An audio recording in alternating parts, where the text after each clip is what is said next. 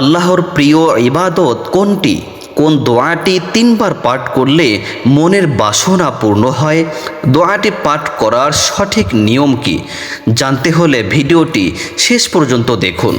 প্রিয় দর্শক, আজকে আপনাদের যে দোয়াটি সম্পর্কে বলবো, সিজদার মধ্যে আপনারা এই দোয়াটি পাঠ করবেন। এতে করে আপনাদের ভাগ্য খুলে যাবে ইনশাআল্লাহ। আমরা যখন আল্লাহর প্রতি আনুগত্য স্বীকার করে সিজদা দেই, তখন আল্লাহ তাআলা খুব খুশি হন। যে যত বেশি সিজদা দিবে সে তত বেশি আল্লাহর নৈকট্য লাভ করবে। হযরত আবু হুরায়রা রাদিয়াল্লাহু তাআলা আনহু থেকে বর্ণিত, রাসূল সাল্লাল্লাহু আলাইহি ওয়াসাল্লাম বলেন, যখন কোনো আদম সন্তান সিজদার আয়াত তেলাওয়াত করে আল্লাহর কুদরতি কদমে লুটিয়ে পড়ে, আল্লাহ রাব্বুল আলামিন তখন খুশি হয়ে যান।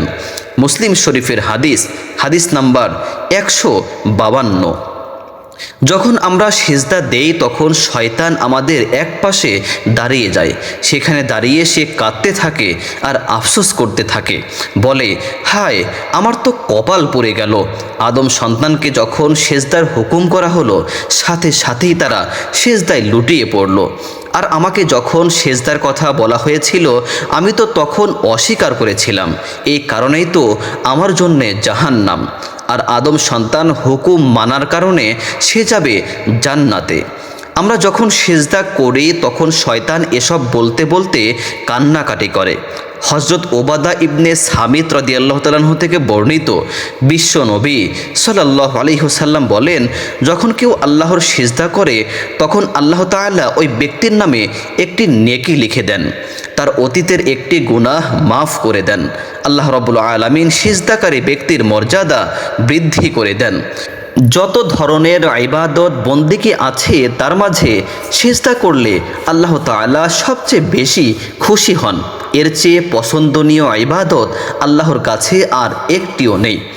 যে দোয়াটির কথা এখন আপনাদেরকে বলবো, সেই দোয়াটি সিজদার মাঝে আপনারা 3 বার পড়বেন।